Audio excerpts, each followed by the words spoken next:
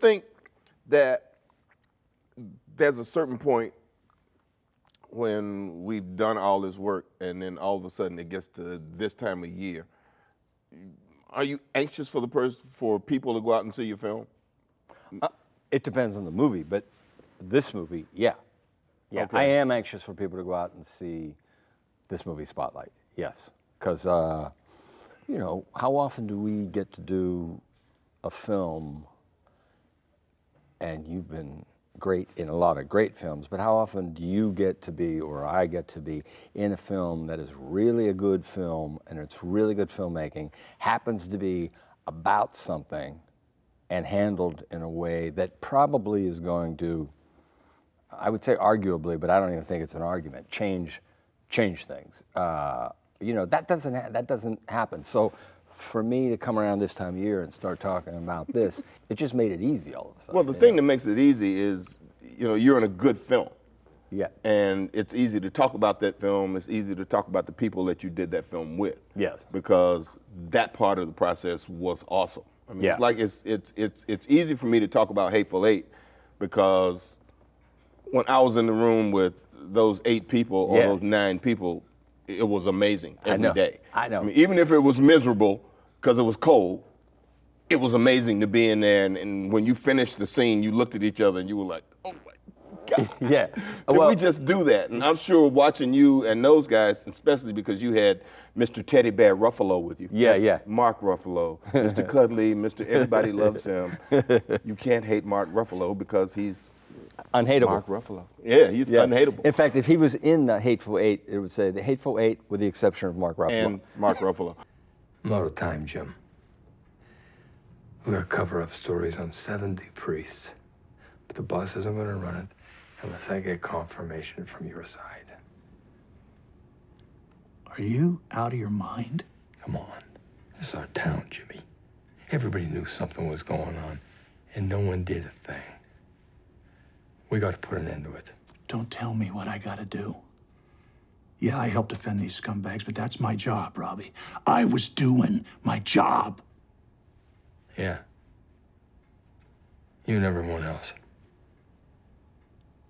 Your film, like mine, I mean, you guys spend so much time in the newsroom together. Yeah. It's almost like an ensemble piece or doing a play. Yeah, it is You know, a lot we like got that. in there and it was like doing a play every day because it was us. Yeah. We're there.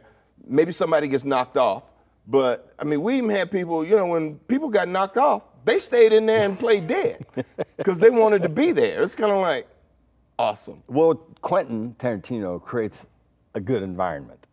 I mean, you're so good in Jackie Brown, and I'm not saying this because I happen to be in that one Quentin Tarantino movie, but I love Jackie Brown. Mm-hmm.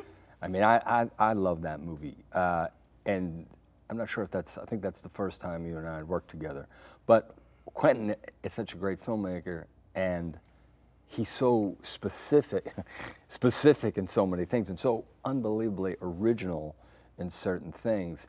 You kind of do want to be hang around as the dead guy and lay around, you know, and you can go home. You kind of want to hang in his vibe, you know. Well, there are no sets that compare to Quentin's sets. I've been on, you know, like you, I've been over 100 movie sets. Yeah. But none of them compare to Quentin Tarantino's set. No, you know, it's like, okay, there's no cell phones, there's no iPads, there's no anything with an on-off switch. So when he says cut, you talk to each other, or you talk to a crew member that's passing by, or you start singing the song that the sound guy puts through the speakers, or you start dancing and hanging around, or Quentin starts talking about some historical film moment that relates to what you're doing, and you listen to that, or some great story from the past about somebody who wrote something that's like this. And usually it's a really, really, really obscure film reference. Yeah, one that you have no idea. You just know. Why does he even know that? Oh man!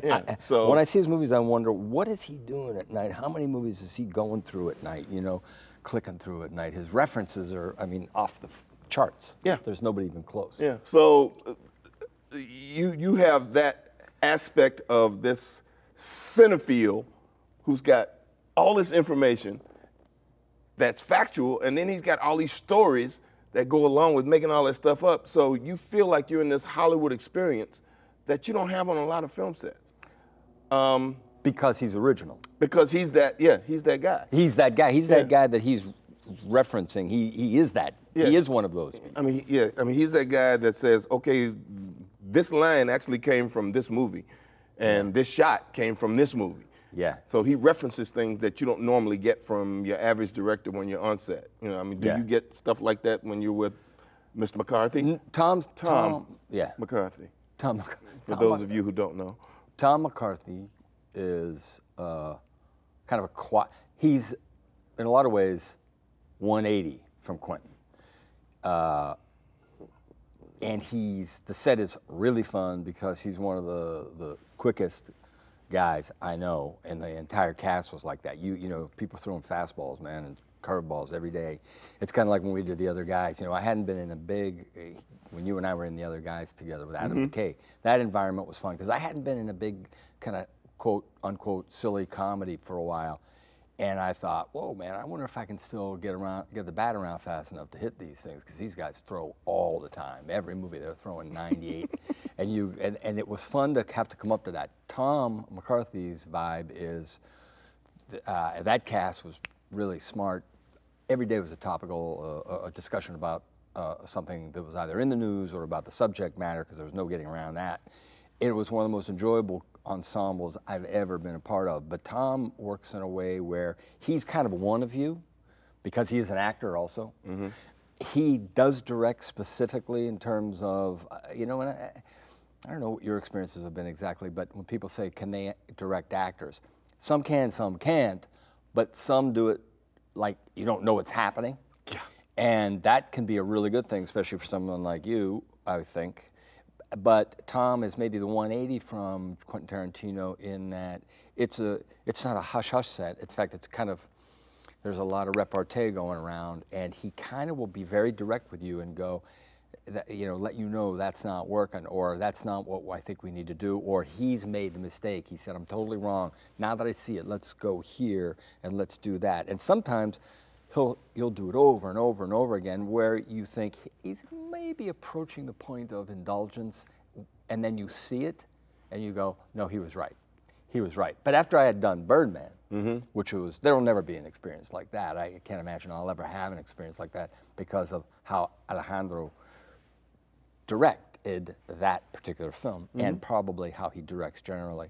So, but having that knowledge of you had to be word perfect, you had to be right on, physically, every move, everywhere, and still stay spontaneous is invaluable. So when Tom wants to go more and more and more and farther, and sometimes the change is that much, you think, is he being indulgent? And then you go, no, this isn't indulgent at all. Because Alejandro does the same thing. There's more and more. They drill down. And what was interesting about doing Spotlight is because it's about journalists, and these particular journalists, pardon me, they're all about drilling down, drilling down, drilling down, drilling down. Get to the truth, to the truth, to the truth. And as an actor, that's all you really want to do is tell the truth. Really. Okay, so did you guys rehearse more than just when you got in the moment to set up the cameras, or did you rehearse? On Spotlight? Yeah. We rehearsed. We all got together, and the cast was, I think it was Mark was first, and then I guess it was me. And then the other guys people were all falling in, and it was all taking shape. And then because it was, you know, not a ton of money, and when you don't have a ton of money to make a movie, you don't have a ton of time, and people had different schedules here and there, finishing a movie up, or a play, in Brian Darcy's case, I think.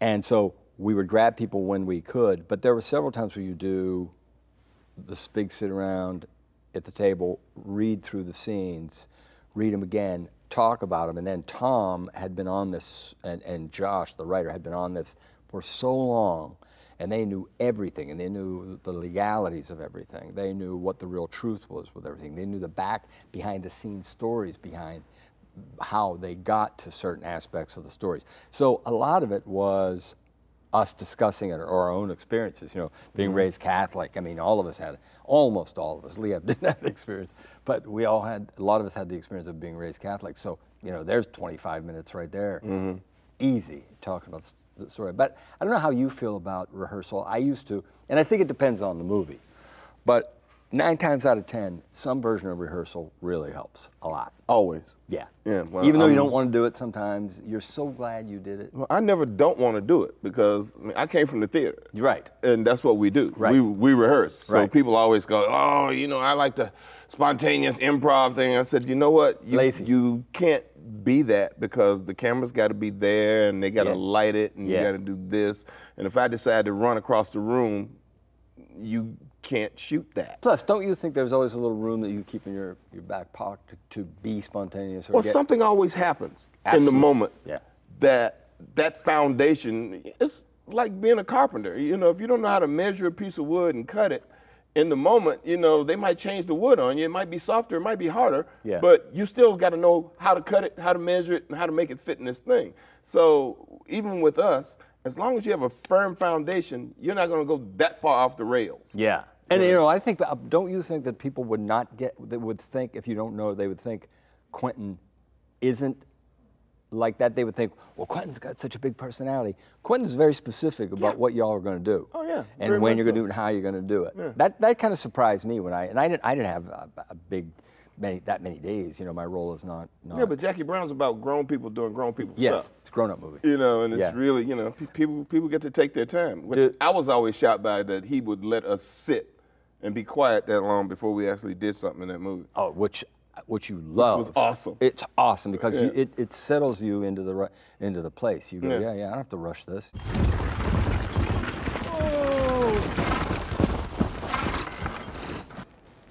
Got room for one more? Who the hell are you? And what happened to them? Name's Major Marcus Warren, former U.S. Cavalry, currently a servant of the court, trying to bring a couple no-goods in the market. You taking them into Red Rock? Figure that's where you headed, right? Yeah. That damn blasted blizzard has been on our ass for the last 3 hours. So you hightailing it halfway to Menace Haberdashery. You know I am. May I come aboard? Well, Smoke, if it up to me, yes. But it ain't up to me. Who's it up to? Fella in the wagon. Fella in the wagon ain't partial company? Fella in the wagon, he paid for a private trip, and I'm here to tell you, he paid a pretty penny for privacy. So if you want to go to Minnie's with us, you're gonna have to talk to him. Well, that's what I'll do. What happened for us on Hateful was we rehearsed this movie to hell. I mean, we had a whole sound stage just like this place that was taped off. We had the tables. Minnie's Haberdashery was set up. So we ate stew around the table. We did that whole conversation. We did the stuff in the room. We did all this other stuff. We did the stagecoach outside in the parking lot. But the character we didn't have was the cold. Right. So when we finally got there and got outdoors in the snow. Whole other deal. All the rehearsal was perfect, but the snow added an urgency of, I really don't want to be out here. You know why? Cold. You know why? Nature doesn't give a shit. No, at all. They don't care about what your motivation is. Right, and then when we finished doing the exteriors and got back, Quentin kept the cold. He actually refrigerated the whole stage was refrigerated. So the cast was in there in coats. It was like 30 degrees in there. Really? And we drank tea so you could see our breath when we talked. Yeah. And we were in our costumes, freezing. Yeah. And we'd run outdoors and stand out in the sun, just be like, but when you come back inside, the cold is this character that's always there, that's always kind of nudging you and doing stuff to you. And in Hateful Eight, he kind of, maybe I'm reading too much in this, but that constant wind howling in the back. Yeah. It becomes, people always say it becomes a character. I don't want to say that, but it's omnipresent, and it's a huge factor in the movie. Yeah, it makes you feel the blizzard is what cold people, is what's got us there. Cold-heartedness. Yeah, cold. and it's that place too, because you're inside, but it's just a log cabin. Yeah, got cracks in it. Snow's blowing through the cracks. Yeah. There are two heating elements: the stove, the fireplace. Let me tell you, man, the coldest I've ever been in a movie, in an acting movie, is in Spotlight. In Spotlight, there's a scene, and I've been cold a lot. I'm outside all the time. I'm just a guy who loves doing stuff outside. I feel more comfortable on the outside than I do on the inside. So I've been in circumstances where I've lost feeling in my fingertips for a while. So I've been cold, cold, cold. That scene when I come down the steps after saying, you know, you got to give me the rest of the information, man, before I go with this story. And he comes down, he calls me out, throws me out of his house, and we're standing in the street. It's the coldest in a movie I've ever been, not even close. And isn't it hard to act when you're cold because you go, I got to stay truthful and I got to stay honest in this scene, and I can't feel my mouth move. I cannot feel my mouth move. And you got to lock When was down. that? In Boston? In You were Boston. in Boston. In Boston. What month? Oh, like a cold month like February or something like, yeah. But it was that, and I've been in cold, I've never acted in a colder, and everybody talks about it. It was like cold down in, past your bones into somebody else's bones standing next to you, that cold. What's the coldest, that's the coldest you've been? In acting. Do you know what the temperature was that day? No. Because I know what the temperature was the coldest day I've ever shot. Outside? Yeah, during the day. Yeah. It was -37. Oh, man. And it was Long Kiss Goodnight. And Rennie said, we found the perfect place for you and Gina to come out of the lake. Because there's this shot in the movie where she machine guns this water when we're jumping out of a train window, an icy lake, and we go into the lake. Yeah. We thought we were shooting that in the studio when we got back here. They said, we found the perfect spot. It was -37. We had to get in the lake, climb out, crawl out across some ice, and we did it 5 times. Yeah. It might have been warmer in the lake than it was outside. No, it was one of those, you know, you go underwater, count to 5. You remember when you were a kid and you drank milk too fast and got that ice cream, that milk headache? And did you multiply it times 20? I directed a little movie, and and I'm in it, and I had to go into into a river. It was really cold outside of Chicago. Chicago gets cold. But I'm almost positive, this has happened to me twice in my life, probably 3 times, but only once in a movie, where I think I had the beginning of hypothermia. And that usually doesn't come from cold. That comes from when there's an imbalance in your body temperature and you know, the outside temperature. Or it starts to equal, I think, is what happens. It's a crazy feeling because you start to get really, really spacey. And that's when they look at you and they go, come here, and they wrap you in a towel and they walk you around until you kind of come around. All I remember is after the 5th time we climbed out, because we would climb out of that and get in a hot tub, and the EMS people or EMT people would come over and would do our check us and whatever. The 5th time, I just remember climbing out of the lake, and when I woke up, I was in my trailer. And I'd been in my trailer for like 3 hours. Really? Yeah. Wow. That's all I remember. Yeah. It's kind of like, oh, really? Yeah. And you can't go back to sleep because we got to check you and make sure you don't have water. It's like, exactly. Really? Yeah. So, that's what you had. But that's what we do for this thing we call art. Okay, so out of all this stuff, so you've had this great career. I've had what I think is a pretty great career. You know, I mean, it's not that. I mean, getting an Academy Award would be great, but it won't validate what we've already done or make people understand. Oh my God, he's so great, he won an Academy Award.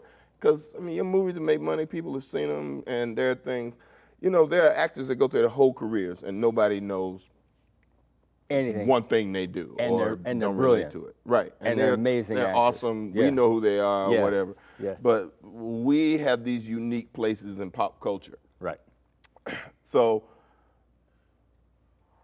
on an average week, if you're walking around, or do you walk around? Mm-hmm. Well, I live in Los Angeles, so that's a legitimate question. Yeah. Well, I mean, when you're on location, like I was in London for almost a year and a half last year doing movies, so I walked. Yeah.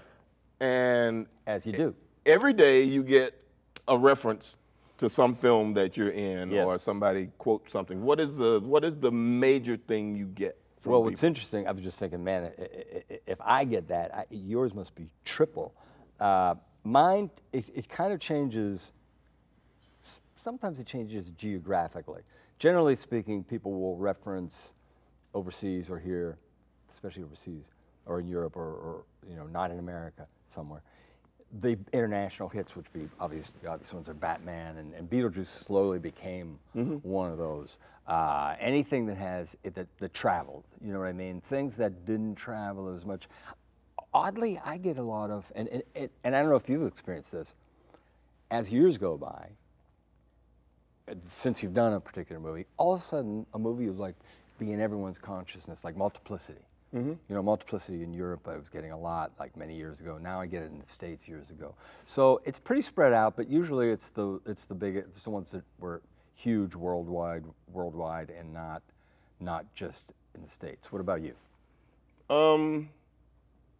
Well, Pulp Fiction naturally, but why do you say naturally? Well, because people love it so much, and every year I get like 10 to 12 million new fans because all these kids come of age and their parents let them watch it. Yeah. Or, you know, they finally get to see it and all of a sudden they think it's the coolest thing they've ever seen in their lives. Yeah. And I'm brand new again. Was the hair choice yours? Actually, it became mine because Quentin actually wanted me to have an afro wig. He wanted it to be a big afro. So the PA he sent out to buy the wig bought the wrong wig. Really? She bought a Jerry curl wig. And when she came back with it, he was like, no, I told you afro. And I was like, no, this is totally right. Yeah. And I put it on, and we had this whole thing, and he started, you know, fussing about it. I'm going, look, man, NWA, now, which is used, everybody in NWA had a Jerry curl at that time, and this is perfect for Jules, for that neighborhood. Yeah. And we do that, and he was like, and do you let wardrobe determine a lot? I often do. And isn't it odd how once you put it on, you go, oh yeah, I got it. Even though you had the character anyway, basically, once you put it on, you go, yeah, you kind of know when you're in it. I like to make choices, not about, you know, the clothes specifically, but about how I want to look. It's like in Jackie Brown. Quentin and I had a big argument about Ordell's hair. Yeah. Because he was going through this whole thing about, guys don't wear their hair like that anymore. And I go, but he's stuck on Superfly. Yeah. He's stuck in this Superfly place, and you know, I want to do it, and he's like, no, I don't know. So I actually paid for the wig to be made, and we put it on, and they were having a production meeting one day, and I walked through the production meeting to get some coffee or something, and they thought somebody had broken in. And when I walked over to the table, he just jaw dropped. It was like, oh my God. I'm like, Ordell. In Jackie Brown, you're in, and unbelievably great, and honestly, I think it's one of my favorite scenes in movies where you come to Chris and you have the conversation at the door. Chris Tucker's house? Yeah. And you set him up, and that long shot, and the perfect tune he picked when you go and do the whole trunk scene, and that car drives all the way out, you fall all the way down. Oh man. Yeah. That's like. Yeah, Strawberry Letter, 20, whatever it is. I actually wanted him to play Love and Happiness. And he was like, I used Al Green in the last movie. I was like, Love and Happiness. Yeah, you can always use Al. No, you can always use Al Green. Thanks for watching Actors on Actors. Click to the left to watch our conversation with Benicio del Toro and Will Smith. Click to the right to watch our full conversation with Steve Carell and Rooney Mara. And don't forget to subscribe to Variety's channel.